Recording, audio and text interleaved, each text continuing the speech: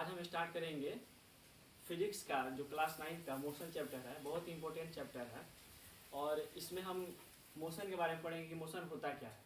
Motion को नाम सुनने से पहले उसके बारे में जानेंगे कि मोशन होता क्या है एग्जैक्टली। जैसे कि कोई मूविंग पार्टिकल होता है वो मोशन में होता है, कोई बच्चा साइकिल चला रहा है वो मोशन में है, हमारे ब्लड में जो सर्कुलेशन होता है वो मोशन में है। कोई भी चीज़ ऐसा जो मूविंग में हो उसको हम मोशन बोलेंगे। तो उसको डिस्क्राइब करने के लिए इन एवरीडे लाइफ हम अपने पूरा दैनिक जीवन में we see some object at rest and other in motion. कुछ ऐसे ऑब्जेक्ट देखते हैं जो कि रेस्ट में रहता है, कुछ मोशन में रहता है। उसमें जैसे बर्ड्स आ गया, उड़ता है, बर्ड्स फ्लाई, वो मोशन में है। फिश स्विमिंग वो भी मोशन में है, क्योंकि जो पानी में फिश स्विम करता है मोशन में रहता है। अभी बताया मैंने ब्लड सर्कुलेशन, कार्स मूव, ये सब एटॉम्स, मॉलिक्यूल्स, प्लैनेट्स, ये सब मोशन में होता है। तो motion is combined property of the object under study and the observer. Motion जो होता है विदाउट ऑब्जर्वर के से हम नहीं कंपेयर कर सकते हैं कि ये मोशन में है। सपोज कि कहीं हम स्टेशन पे बैठे हुए हैं, रेलवे स्टेशन पे, और ट्रेन जा रहा है, तो वहाँ पे हम एक फ्रेम ऑफ रेफरेंस का यूज़ करते हैं कि हम किस फ्रेम में बैठे हैं और ट्रेन किस फ्रेम में है। हम अगर रेस्ट पे है तो ट्रेन मोशन में जा रही है, तो हम बोलेंगे कि मेरे रिस्पेक्ट में ट्रेन मोशन में है।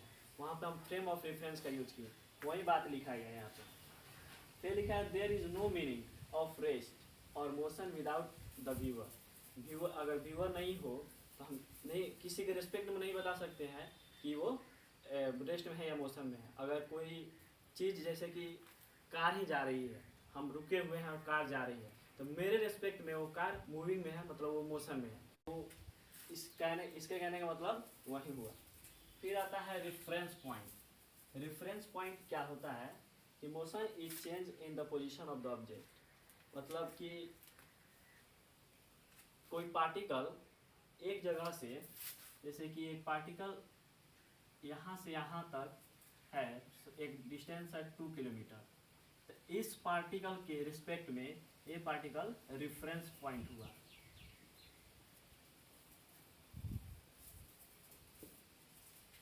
अगर कोई जैसे कि हम घर पे हैं और अपने स्कूल को ऑब्जर्व करें, तो मेरे रिस्पेक्ट में वो स्कूल जो है वो एक रेफरेंस पॉइंट हुआ।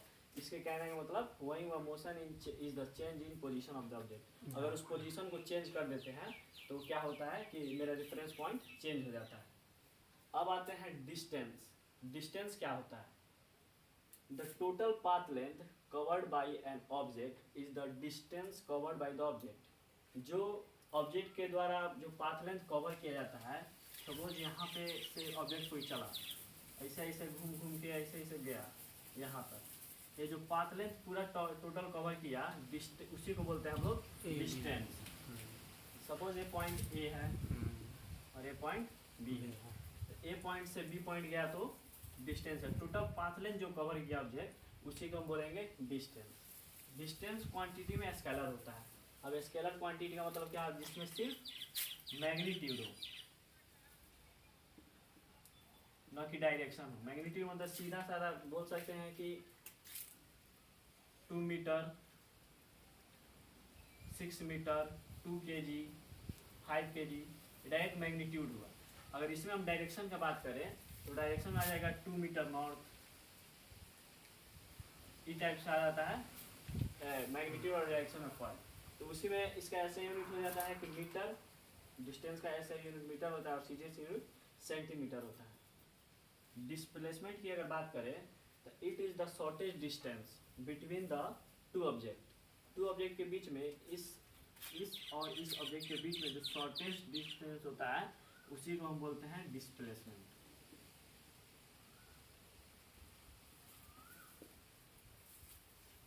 उसका क्वांटिटी में वो होता है वेक्टर क्वांटिटी। जैसे कि बोल दें कि कोई ऑब्जेक्ट यहाँ से ए पॉइंट से 2 मीटर गया ईस्ट की तरफ,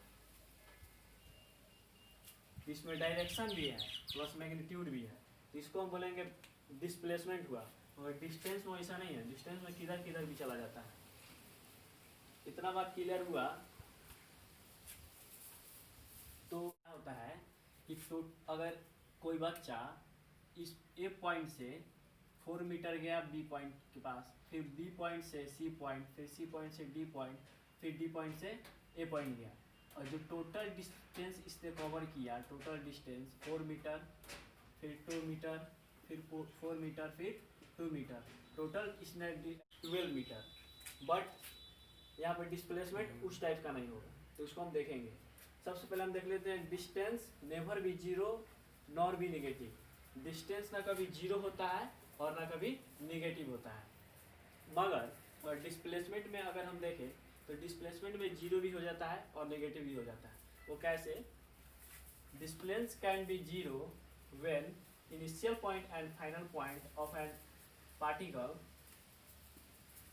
इज सेम। जब किसी भी पार्टिकल का इनिशियल पॉइंट और फाइनल पॉइंट, सपोज एक पार्टिकल है, उसी का इनिशियल पॉइंट ए है और उसका फाइनल पॉइंट भी इतना डिस्टेंस कवर करके फाइनल पॉइंट भी ए है, तो टोटल डिस्प्लेसमेंट हो गया जीरो।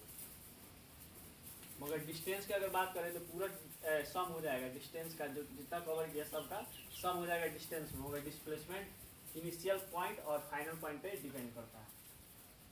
और इसके बाद देखते हैं कि अगर कोई पार्टिकल हम वर्टिकली अपवर्ड फेंकते हैं तो एक सर्टेन प्लस पे जाके वो क्या हो जाता है कि उसका वेलोसिटी जीरो हो जाता है, और वो फिर जैसे कि हम ऐसे फेंके तो आ गया, तो यहाँ पे भी डिस्प्लेसमेंट जीरो हो गया इस पार्टिकल का। और सेम उसी तरह एक सर्कुलर पाथ पे अगर देखते हैं तो ए पॉइंट से अगर कोई पार्टिकल गया और सर्कुलर जाते जाते जाते फिर ए पॉइंट पे गया, बात यही हो गया कि इनिशियल पॉइंट और फाइनल पॉइंट इस पार्टिकल का सेम हो गया, इसलिए जीरो हो गया। सेम इस ट्रायंगल में भी वही काम है।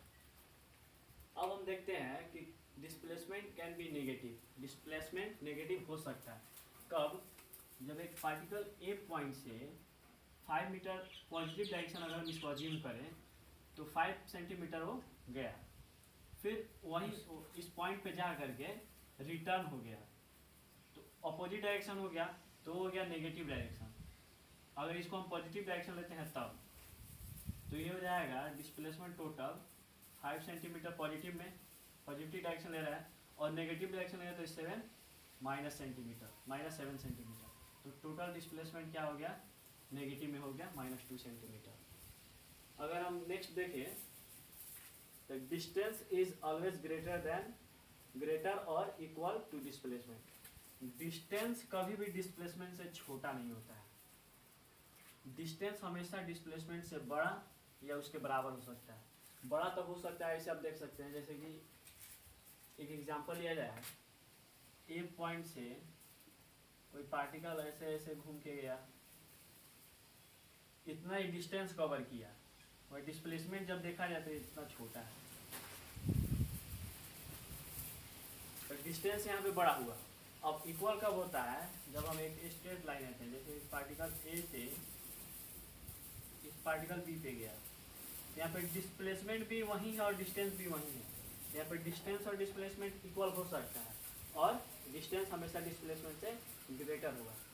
तो नेक्स्ट वीडियो में हम देखेंगे डिस्टेंस और डिस्प्लेसमेंट में डिफरेंस। आज के लिए बस इतना।